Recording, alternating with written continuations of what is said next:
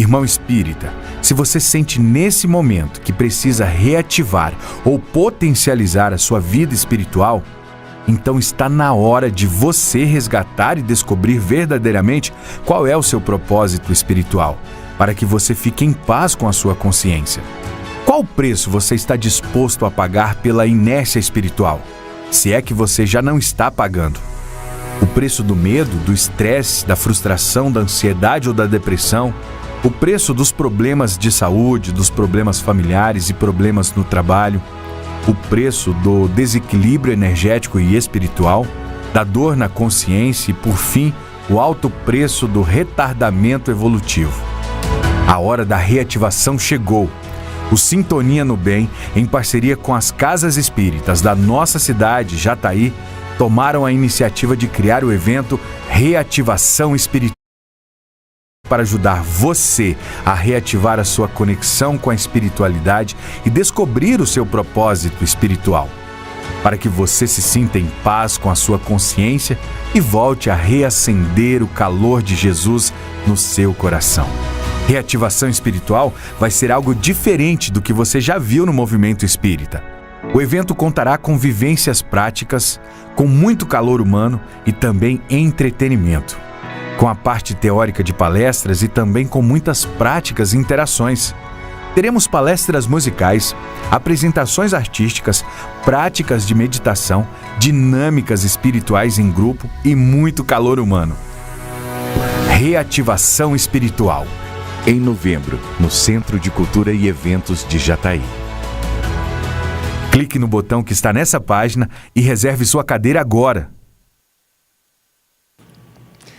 Olá, amigos. Estamos no ar mais uma vez para mais um podcast, O Evangelho e Nós.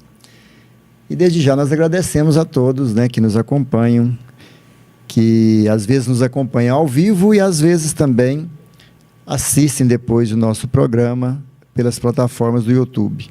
Então, desde já, muito obrigado a todos vocês. Esteja conosco para mais um dia, mais uma noite, já estamos à noite, de Evangelho, para a gente falar um pouquinho mais sobre o Evangelho de Nosso Senhor Jesus Cristo, em um momento em que estamos muito carentes do próprio Cristo, da figura do Cristo, não só da mensagem, mas de sentir Ele envolvendo a todos nós, porque, na verdade, chega um momento que a humanidade começa a se sentir só, E é tanta coisa que está acontecendo no mundo, não só no Brasil, mas no mundo, que a humanidade começa a sofrer essas influências energéticas e esse sofrimento acaba nos conduzindo à busca do Cristo.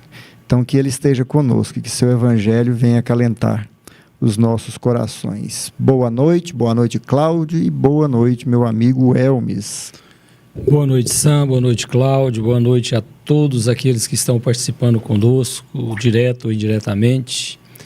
Que essa noite seja para nós um momento ímpar de adentrarmos no Evangelho, para que assim possamos nos libertar de todas essas situações aqui já faladas pelo Sam.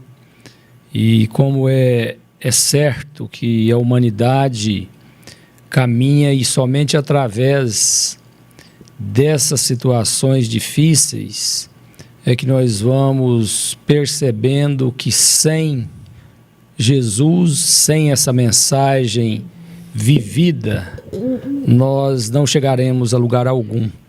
Então é necessário que a gente retorne para dentro de nós, e o ambiente nostálgico que muitos vivem nesse período é realmente a saudade, das bem-aventuranças ou da presença divina em nossos corações. Não que ela não esteja, mas nós estamos um pouco afastados delas, achando que somos suficientes.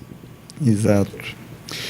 E vamos aproveitar esse momento então e pedir para que o Mestre Jesus nos abrace a todos aqui neste ambiente e também em todas as paragens do nosso Brasil, do nosso planeta. Que o Mestre Jesus, com a sua luz formidável, generosa, gentil, caridosa, cheia de compaixão, possa conduzir a todos nós em um momento de maior tranquilidade, de maior harmonia, que nós possamos entender a sua proposta e corresponder a ela, sendo fraternos, sendo amáveis, praticando a sua caridade, praticando o amor, a benevolência, a indulgência. Mestre Jesus, esteja conosco, dando-nos o alento, a força, a energia de que precisamos para nos conduzir em momentos de dificuldades. Que a luz do Senhor esteja brilhando em todo o nosso planeta, hoje e sempre. Que assim seja. Nós falamos aqui, hoje o nosso tema é do capítulo 9, né? Ainda do capítulo 9, nós falamos no programa passado sobre reconciliar com os adversários. Corrigindo o capítulo 10. É capítulo 10? Isso. Verdade, eu voltei 2 aqui, eu falei, parece que era capítulo 10, né? Porque eu me lembrava que eu tinha me referido a esse capítulo e falei 10. Eu falei, será que eu estava equivocado? Mas eu estava equivocado agora, né? Nós estamos no capítulo 10. Esse capítulo, ele trata das bem-aventuranças ainda, onde Jesus fala bem-aventurados que são misericordiosos. E na quinta-feira passada nós falamos sobre a necessidade, né, de reconciliar com os adversários enquanto caminhamos com ele. Então nós abordamos um pouquinho dessa passagem de Jesus e concluímos, né, ainda aqui no item 8, quando ele diz: vai reconciliar-te com teu irmão antes de apresentar a tua oferenda no altar.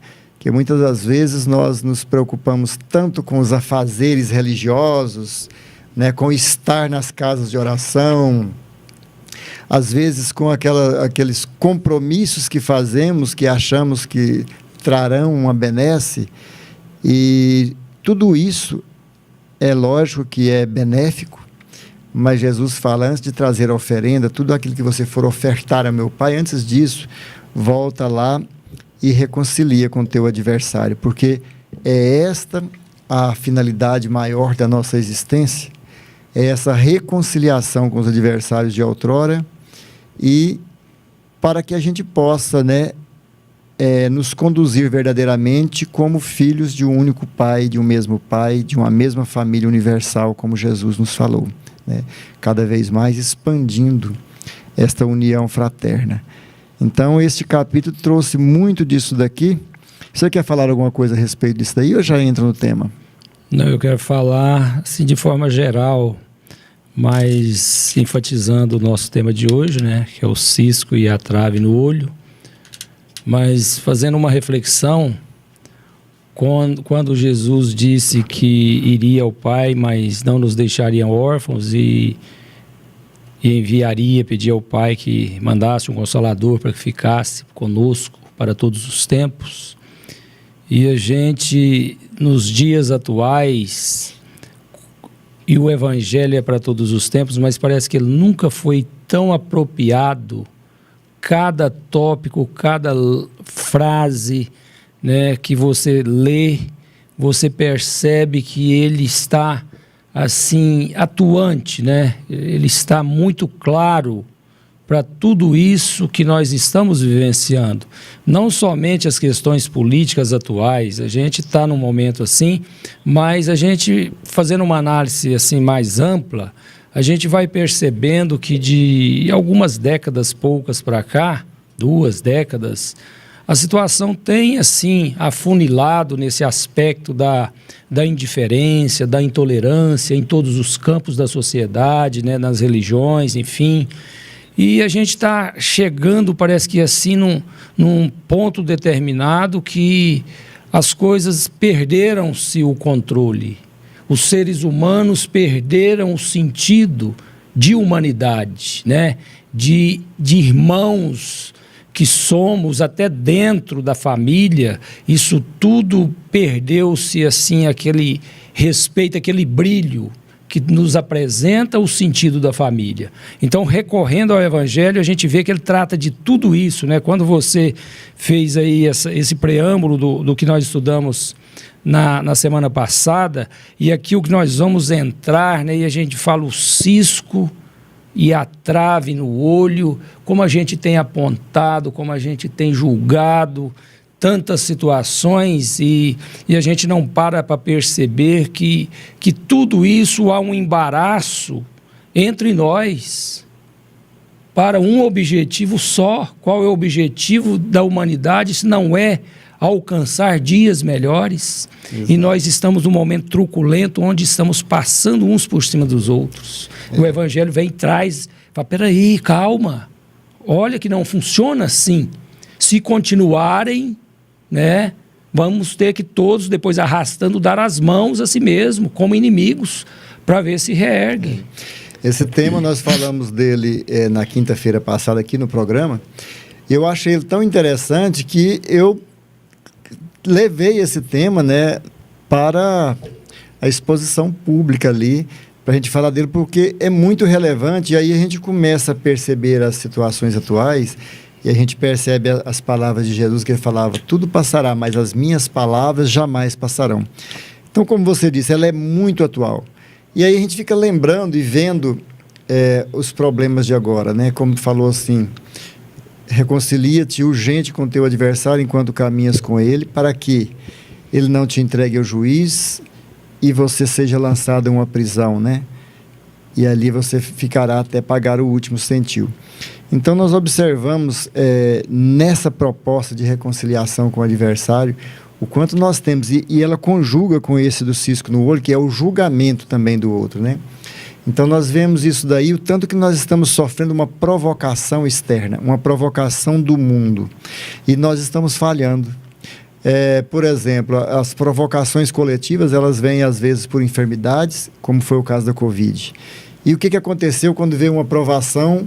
É uma provação, mas acaba que é uma provocação, porque ela provoca em nós os nossos sentimentos e eles se manifestam. Tem muita coisinha escondidinha ali de nós mesmos que ela só se manifesta quando é provocada. E esses são adversários. São os maiores adversários que nós temos e os primeiros que precisam ser combatidos. Então, eu analisando e levando esse tema, né, me veio essa situação agora. Tanto que nós somos provocados pelo meio, fomos provocados coletivamente pela doença e houve uma divisão incrível.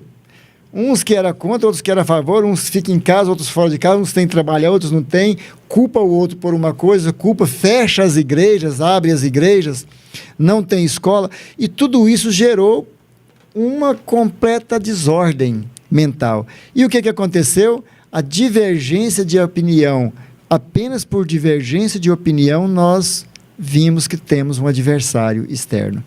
Então, por quê? Porque divergia a opinião.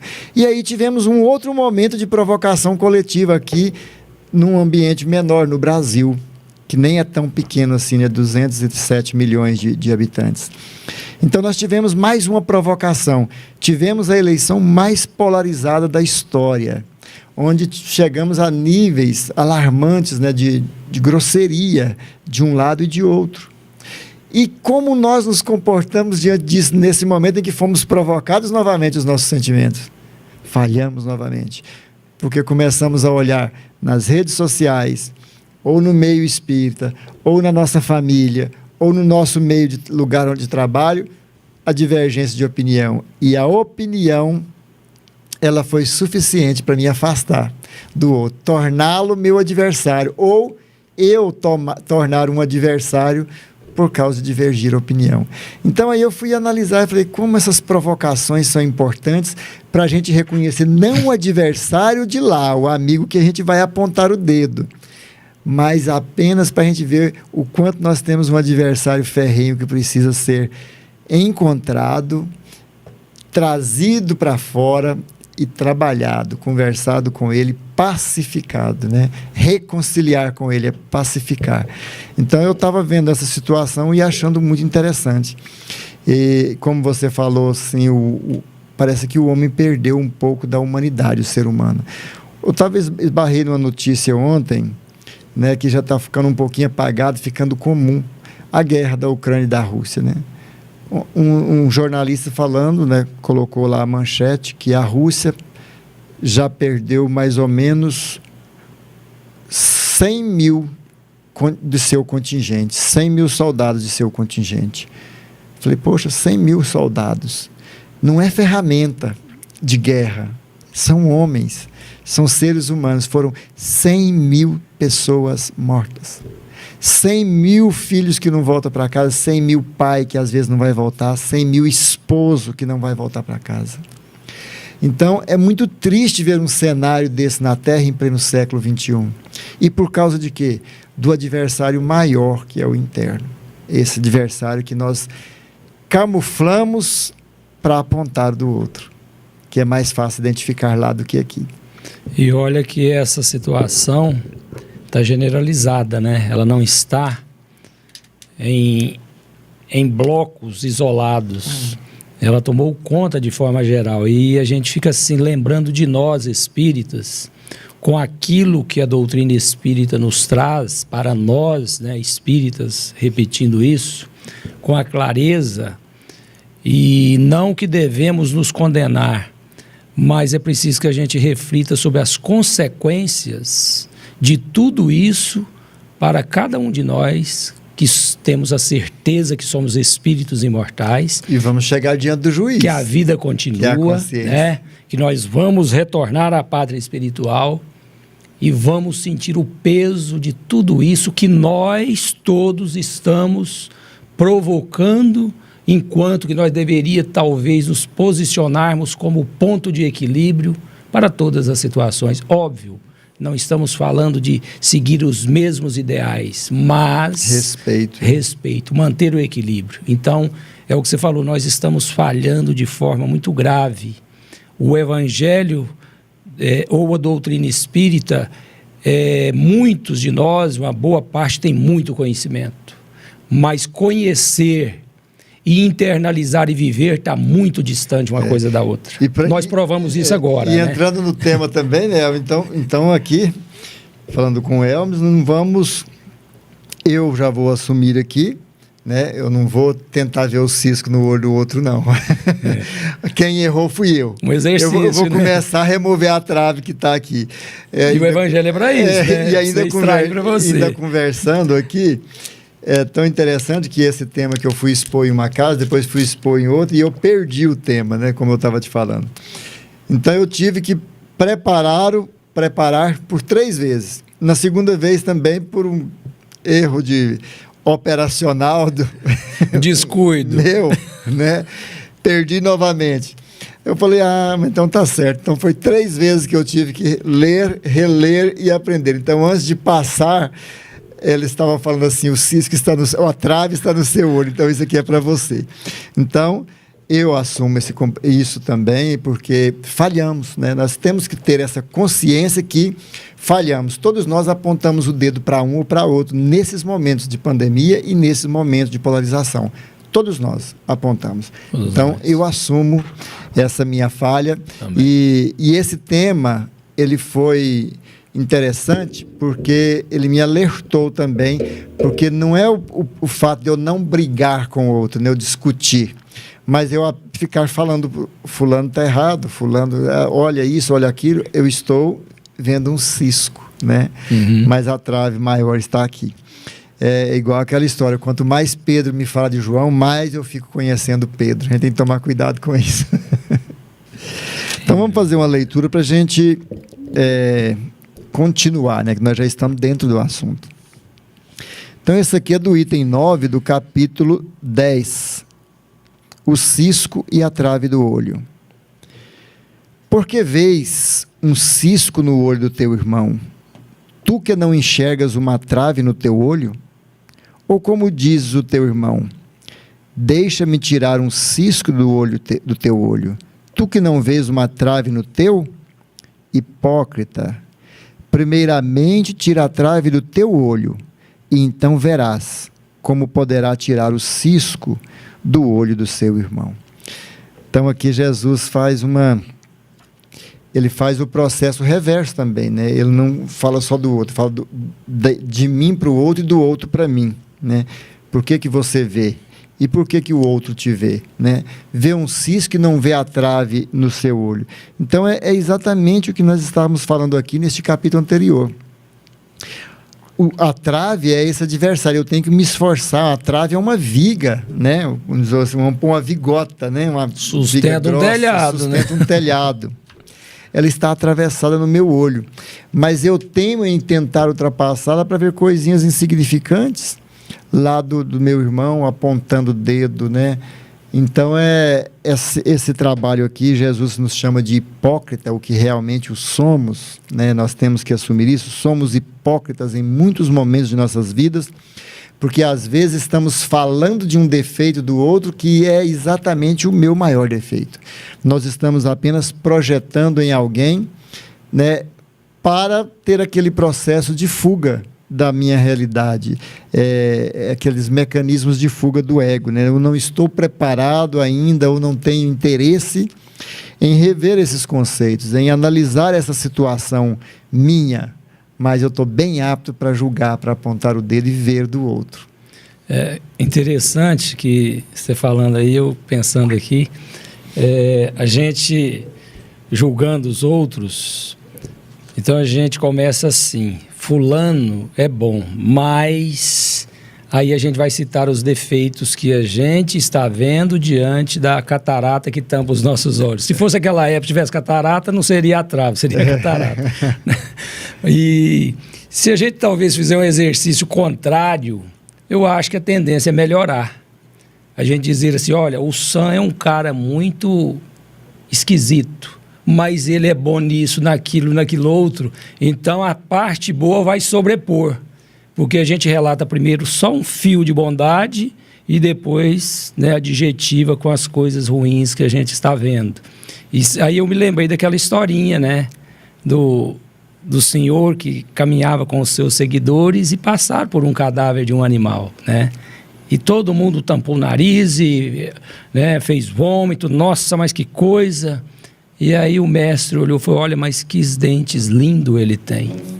Né? Então, assim... É um ponto de vista, né? É algo que está muito vivo em nós e a gente não consegue ainda, né, perceber, mas não conseguimos porque não exercitamos. Eu acho que precisa disso.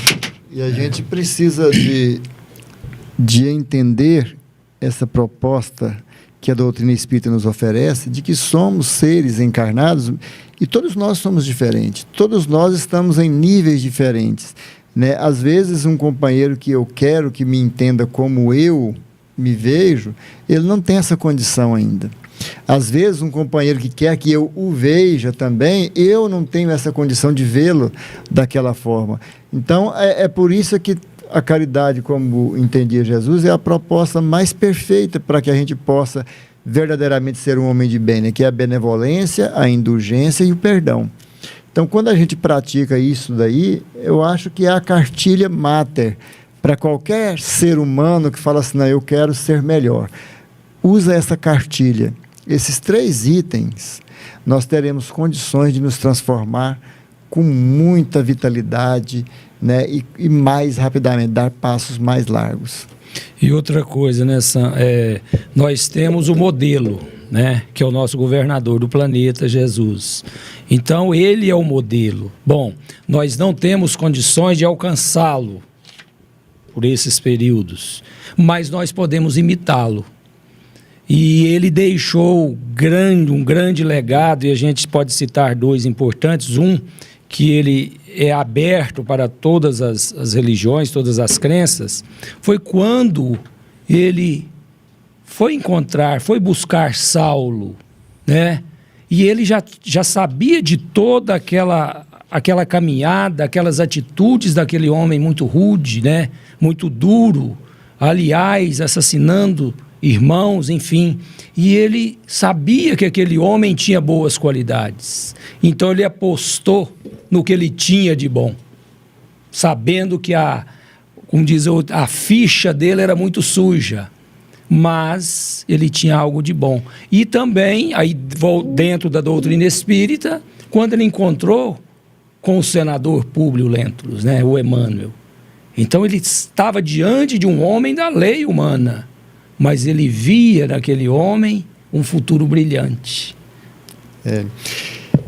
É muito interessante a incapacidade ainda que temos de ver virtudes. Nós vemos o menor, o mais ínfimo defeito, a mais pequena imperfeição, ela se manifesta para a gente como um cisco. Ela é um cisco em relação à grandiosidade de virtudes que a pessoa tem. Mas nós nos concentramos e agigantamos aquela imperfeição. Então, essa capacidade de ver a bondade no outro, ela só é adquirida quando nós reconciliamos com esse adversário interno, que nós pacificamos e construímos aqui a bondade. Eu me lembro, você falando aí da passagem de Paulo, eu me lembro daquela que ficou marcado quando eu li o livro Paulo e Estevão, de quando Estevão foi apedrejado. Ele era Gesiel, né? Ele procurava Gesiel porque era irmão de Abigail, né? Que ela procurava por muito tempo, só que ele já havia mudado de nome, era Estevão. E ele já tinha confrontado Estevão, verbalizando discursos, né? Ele para o cristianismo e Saulo a lei mosaica, né? Especialmente na Casa do Caminho, né? Especialmente na Casa do Caminho. Então, naquele dia, ele resolveu apedrejar Estevão, que era Gesiel. E o povo apedrejando, machucando, e quando Abigail olha, ela vê que é seu irmão. E ele estava todo ensanguentado à beira da morte.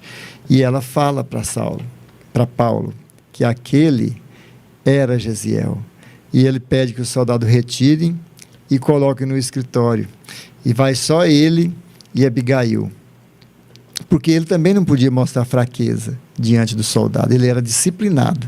Ele não era de todo mal. Ele tinha muita disciplina e cumpria tudo com disciplina. Então, naquele momento, ele à beira da morte, Abigail fala para ele na frente de Paulo. Fala: como eu te procurei, meu irmão. Eu te procurei em todos os lugares, Gesiel. E agora que eu te encontro, você está nesse estado aqui. E chorando, ela fala: este daqui é o meu noivo, o algoz, né? Saulo, que manda apedrejar. E naquela hora, Estevão olha para Saulo e fala para Abigail: ame-o, fique com ele. Ele é um homem muito bom. E se ele fez tudo o que fez por Moisés, que ele não conheceu, imagina o que fará por Jesus quando conhecê-lo. Então, naquele momento, Estevão já estava na condição desse homem pacificado, que ele olhou para aquele homem, mesmo autorizando aquele mal que fez ao seu corpo, ele não se importou. Ele olhou além, ele viu quem era verdadeiramente Saulo. Ele viu o homem disciplinado, o homem determinado, o homem que ia lhe propor para todos nós o Evangelho de Jesus. Então, aquela passagem foi muito marcante. E por que, né, que foi apedrejado? E outros, né?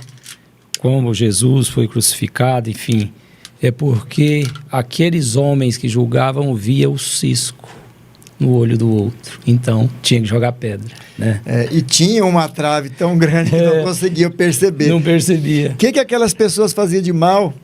Eles cuidavam das pessoas mais simples, eles faziam orações, cuidavam um dos outros, eram generosos, mas eram perseguidos como pessoas perigosíssimas. Olha o tamanho da viga que estava tampando o olho, que não permitia que eles enxergassem a beleza do cristianismo. E Estevão ali, né, já à beira da morte, com a outra visão, né, vendo aquele homem que determinou aquela ação, mas um homem bom, que ia defender uma tarefa muito nobre, né? Ele teve condições de tirar a trave bem antes para enxergar melhor. Justamente. Bom, e no item 10, continuando a leitura do Evangelho segundo o Espiritismo, um dos defeitos da humanidade é ver o mal do outro antes de ver aquele que está em si.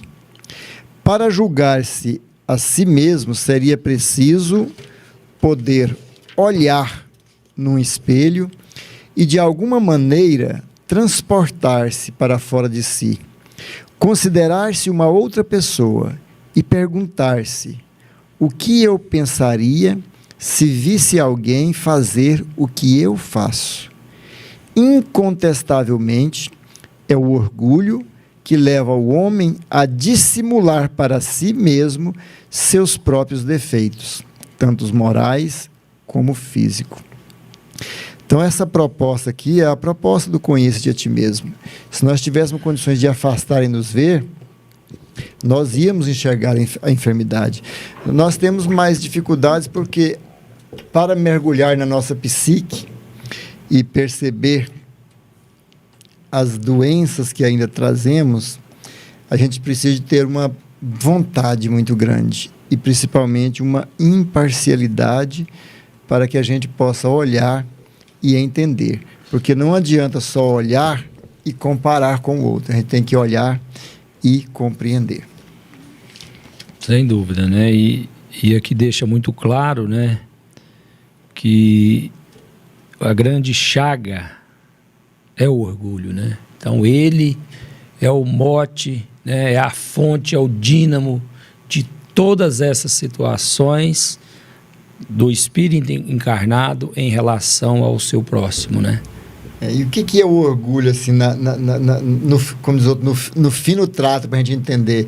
É aquele processo que eu não consigo olhar para o outro e falar assim, não, ele pode ser melhor do que eu nisso. Exatamente. Ele entende mais disso do que eu. A opinião dele pode estar correta e a minha não. De ver que o outro pode ser melhor do que eu jamais, eu não consigo colocar. Então, se eu for fazer uma análise, mesmo que eu admire, eu vou sempre achar a palavra que você falou antes, o mas. Falo assim, não, ele é até inteligente, mas eu sou melhor nisso.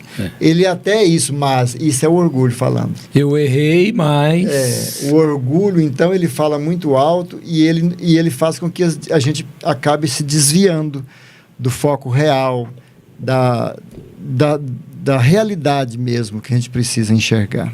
E importante, né, Sam, que as religiões hoje, nos dias atuais, já têm quebrado, né, essa barreira, né, essas cortinas divisórias, e a gente tem visto quantos encontros interreligiosos, né? E eu me lembro, nós fomos uma vez num congresso, e foi a primeira vez que houve uma participação de 2 religiosos que não pertencia, obviamente, à doutrina espírita. E te confesso que o calor da plateia estava voltado assim, ó, vamos ver o que vai dar aí, quem sabe mais e como será. Será que a doutrina... Quem vai ganhar? Isso, será quem vai ganhar? Então, você sentia esse psiquismo em torno de todos nós, né? E aí eles deram uma aula, né, de entendimento. A sua opinião era aplaudida, a minha era e a do outro também, porque isso era para somar, não era para dividir. Não era ninguém para sobressair. Isso aqui, a gente teve um exemplo muito recente aqui dos debates presidenciais. Nós percebemos o quanto o orgulho falou alto de todo mundo e todo mundo queria ver quem venceu o debate. Parecia que estava no ringue. Mas o vencer é quem se sobrepôs ao outro. Quem ficou mais acima, quem que apertou mais, humilhou mais. Não foi assim, quem que apresentou uma melhor proposta? Qual foi a proposta melhor? Aquele teve uma, mas a do outro teve outra. É interessante, né, a gente pensar... Somar as propostas boas, né? Então, esses debates acabam sendo infrutíferos, eles são perdidos no tempo. São apenas um ringue, realmente, para animar os seus eleitores. Triste. E aqui vamos trazer um pouquinho de Emmanuel para comentar também com a gente aqui, né, do livro Ceifa de Luz. Então, acerca deste capítulo, ele coloca aqui em família espiritual. Quanto mais nos adentramos no conhecimento de nós mesmos, mais se nos impõe a obrigação de compreender e desculpar na sustentação do equilíbrio em nós e em torno de nós. Quanto mais adentramos no conhecimento de nós mesmos, mais nós temos a obrigação de sustentar o equilíbrio, né? Olha só o quanto é complicado. E aí a gente lembra daquela palavra de Jesus, né? Muito mais será cobrado a quem mais tiver sido dado. Então, quanto mais conhecimento eu tenho, quanto mais paz eu agrego em mim, quanto mais amor eu coloco dentro do coração, mais condição de exteriorizar eu tenho. Eu tenho a obrigação de passar isso com tranquilidade, com harmonia, sem gerar um desequilíbrio para o meu semelhante. E uma situação prática, né, que é vivenciada culturalmente há milênios, é que nós, seres humanos, estamos em busca do conhecimento de fora, né? Sempre conhecer o de fora, né? Queremos ser pessoas intelectuais, né? Cheia de aquisições de títulos, enfim, e nós nunca fizemos a viagem para dentro, como está dizendo aí, né? Quanto mais eu entro dentro de mim, mais eu me conheço, e quanto mais eu me conheço, mais eu tenho capacidade de externalizar de forma diferente da atual. Mas por quê? Porque nós somos analfabetos do conhecimento interno. Nós ainda não estamos alfabetizados. Isso é falta de informações, digamos, do Criador para as criaturas? Não. Isso foi adotado por nós, seres humanos, porque nós queremos ganhar o mundo, enquanto que nós deveríamos nos ganhar diante do mundo, né? Então, é uma situação complexa que hoje nós vamos ter que fazer essa viagem de volta. Nós saímos do caminho, agora é hora de... Vamos voltar para casa. E o cuidado que a gente tem que ter, né, com esse trabalho, porque é um trabalho muito grande você iniciar esse projeto nosso, né, íntimo. Mas a gente pode falar aqui para os nossos telespectadores, né, para quem está nos ouvindo, nos assistindo, e para a gente também. Primeiro. Que me ocorreu uma forma da gente conseguir começar a trabalhar esses processos. Nós acabamos, e nesse momento que estamos vivenciando, essa poluição mental que estamos tendo aqui pela polarização política, nós somos alimentados pela corrente, pelas matérias, por tudo, e nós compartilhamos isto. Isso é a mesma coisa de forma pensamento. Nós alimentamos o pensamento, a pessoa me fala uma coisa, eu penso, logo eu agrego o meu e já jogo para outra. Então, nós só verbalizamos isso. Então, que tal a gente fazer um exercício, né? Às vezes a gente compartilha muito coisas pesadas. Não, pelo menos eu vou fazer o seguinte, eu não vou mudar a minha posição, eu tenho, mas eu não vou infringir ao outro o meu conhecimento ou o que eu penso. Eu vou apenas postar o que eu acho, sem confrontar. E vou ter uma disciplina de não postar coisas contra o outro. Por exemplo, nessas políticas nós via pessoas postando do outro, que é isso, que é aquilo, aí do outro lado, esse do outro. Teve tanta coisa que até canibalismo saiu tráfico, saiu as coisas mais pesadas do mundo, de um contra o outro, né? Aí as pessoas falam assim, é verdade ou não? Não interessa. Não é esse o mecanismo. O mecanismo é qual o lixo que eu quero remover de dentro de mim. Então, é uma proposta para a gente começar. Posso ter minha opinião, mas eu vou diminuindo. Eu não consigo agora. Vai diminuindo a forma de você interagir com isso, vai mesclando, vai serenando, vai tranquilizando, vai harmonizando, até que chega um ponto que você percebe que isso passou e já não te faz tanto mal. Então, eu acredito que é mais ou menos por aí, né? Eu estou citando aqui redes sociais porque ela acaba nos viciando, a gente fica sempre interagindo. E a mente é da mesma forma, são hábitos, a gente precisa trabalhar isso. Seguindo aqui com Emmanuel, então, daí a necessidade, quando a gente consegue essa sustentação do equilíbrio em nós e em torno de nós, daí a necessidade de convivência em que nos espelhamos uns nos outros, não para criticar-nos, mas para entender-nos, através da bendita reciprocidade, nos vários cursos de tolerância em que a vida nos situa, no clima da evolução terrestre. Assim é que no educandário da existência, aquele companheiro que somente identifica o lado imperfeito dos seus irmãos, sem observar-lhes a boa parte, que jamais se vê disposto a esquecer as ofensas de que haja sido objeto, que apenas se lembra dos adversários com o propósito de arrasá-los sem reconhecer-lhes as dificuldades e os sofrimentos, que não analisa as razões dos outros a fixar-se unicamente no direito que julga pertencer-lhe,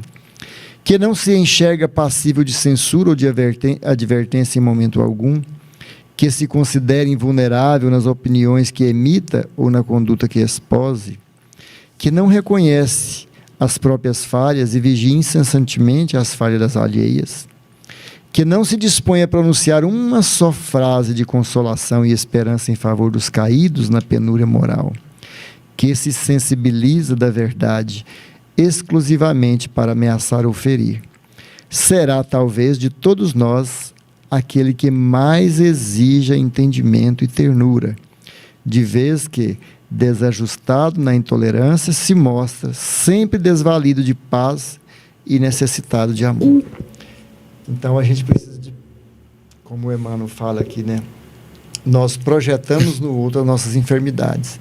Então, quando nós estamos sempre vendo tudo isso no outro, é uma capacidade que temos de identificação com isso.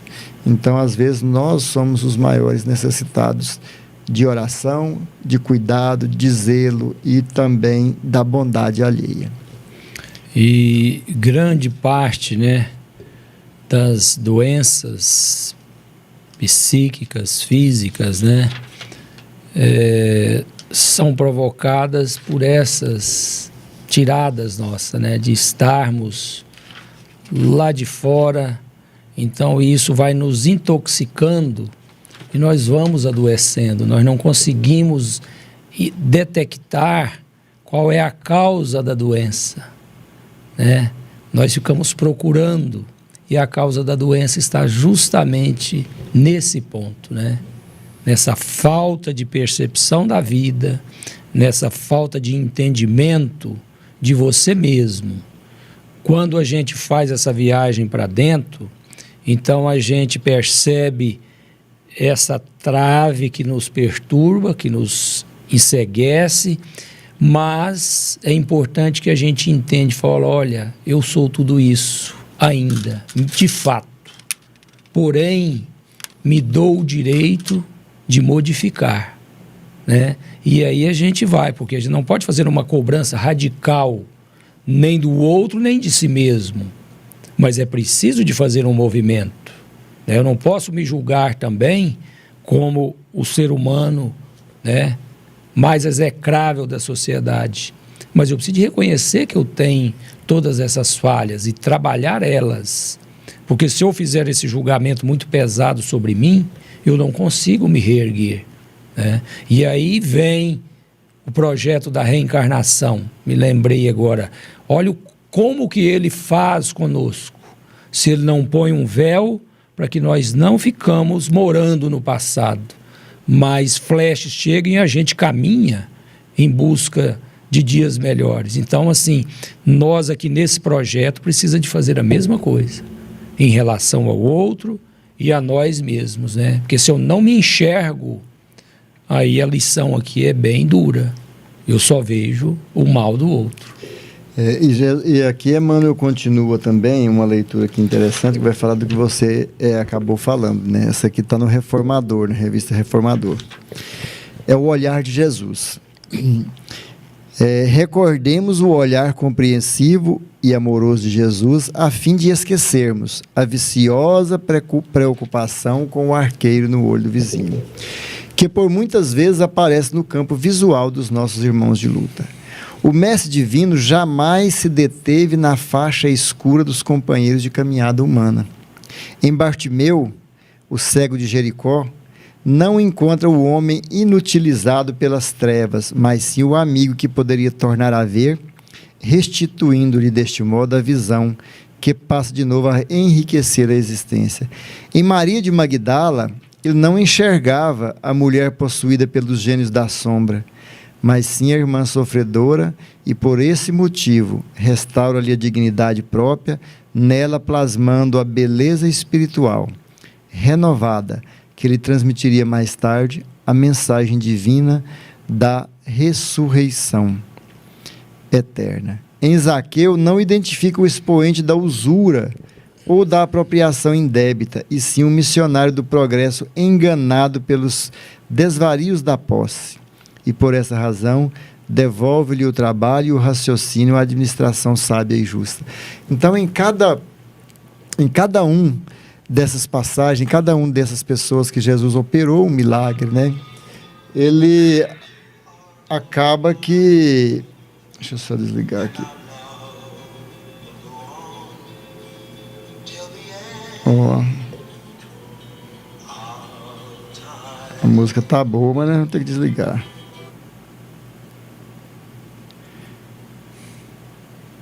Um tempinho aqui para desligar o celular, que eu abaixo ele e ele acaba conversando novamente. Então a gente percebe aqui Jesus, esse olhar que você falou, a gente vê além da casca, o olhar lá de Estevão, né? Quando viu Saulo, ele viu além daquele homem que estava ali trabalhando, mantendo aquela força, seguindo a doutrina e a disciplina rígida do exército romano. Ele via aquele homem, aquele outro, o Paulo. Então é este olhar. Nós precisamos transcender o cisco, porque na verdade é um cisco. A enfermidade, como diz o Chico, ela passa.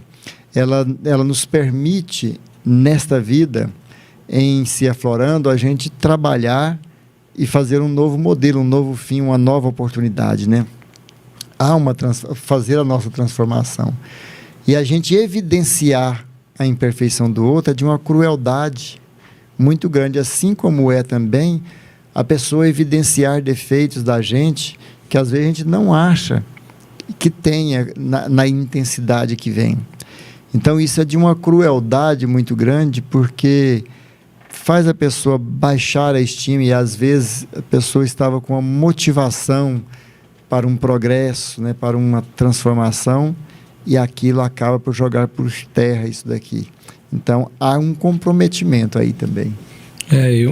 Uma lição, né, para nós espíritas, a gente costuma olhar para o outro, especialmente se ele tiver com limitações físicas, né, ou que sejam mentais, não importa, e a gente já faz todo um relato, né, um histórico do porquê ele está daquele jeito.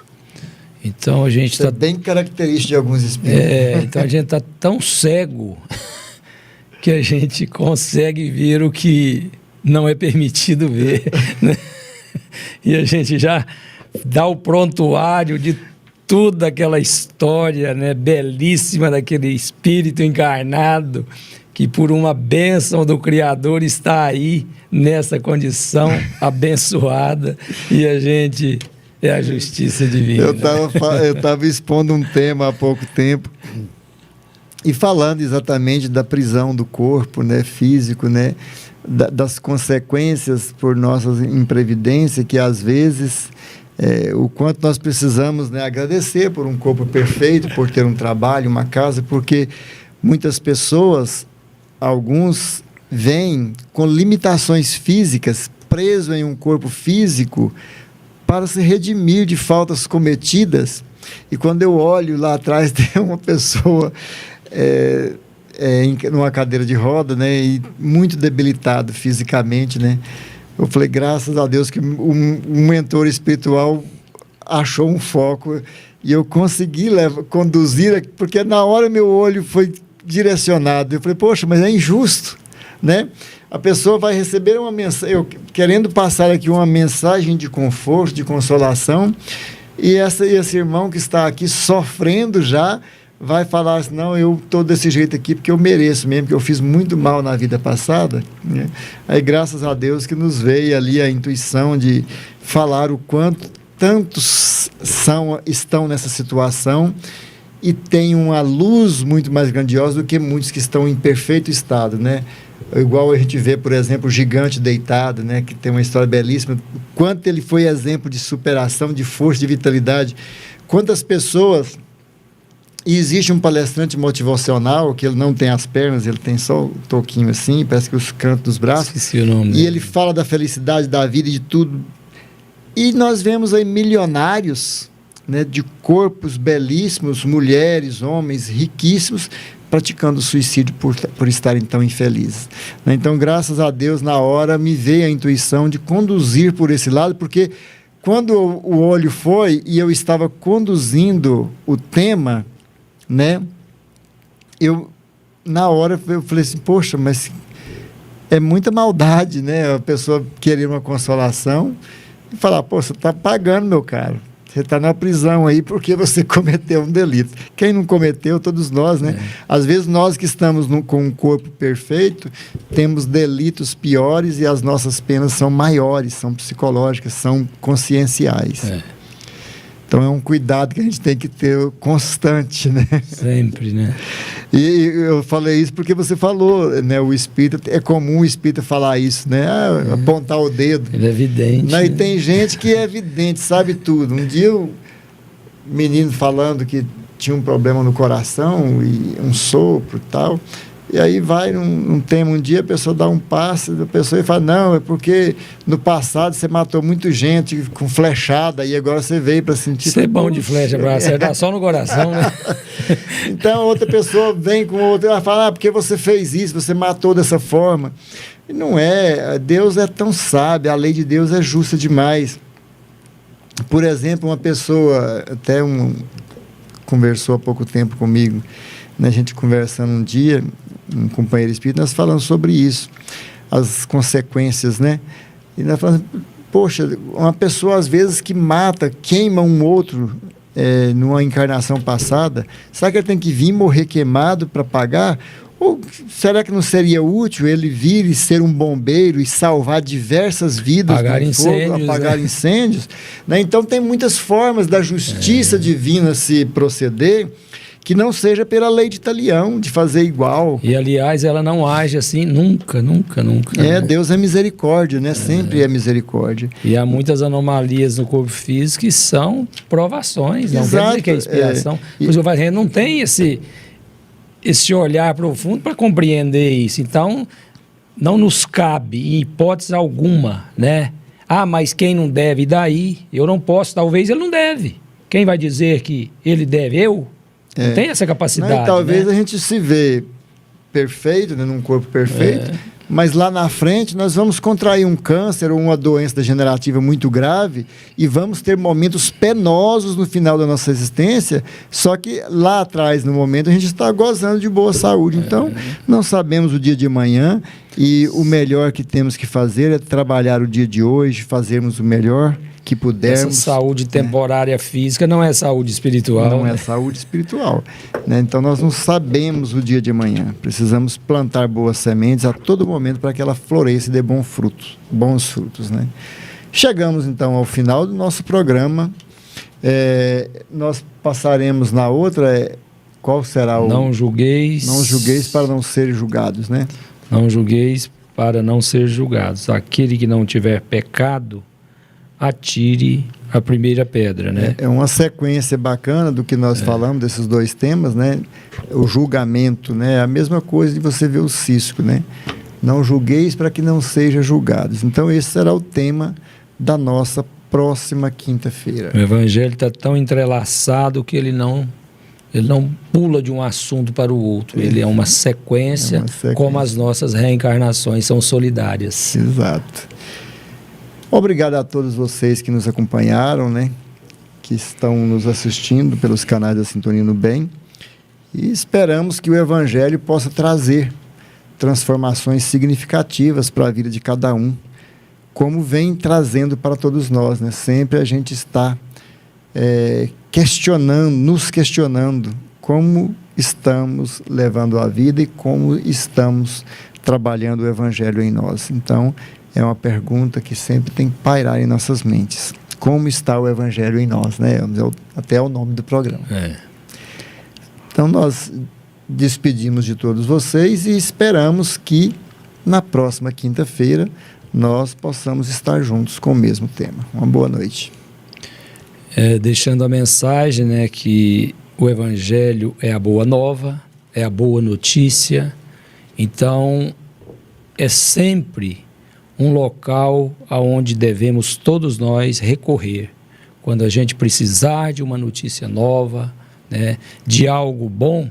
Visite o Evangelho, porque ele sim, né, é a única fonte que nos promove, que nos faz enxergar-nos e enxergar o outro como irmãos que somos, né? Então não há ninguém que não tenha oportunidade de visitá-lo. Então, faça a visita cotidianamente, se for necessário. A gente agradece, né, a participação de todos, que sejamos aí uns pelos outros. Agradeço o Cláudio, o Sam, pela oportunidade aqui de participar desse estudo magnífico, onde a gente vai aprendendo e esperamos que a nossa força nos coloca para vivenciar. E encerraremos, né, com a oração de gratidão.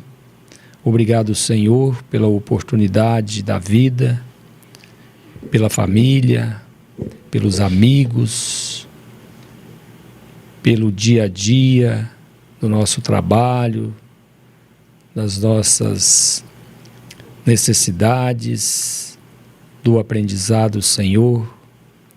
Obrigado pelos espíritos bondosos que nos cercam, que nos inspiram, e também por aqueles que nos cobram, porque eles nos ajudam também, Senhor, a encontrar o ponto de equilíbrio para juntos crescermos.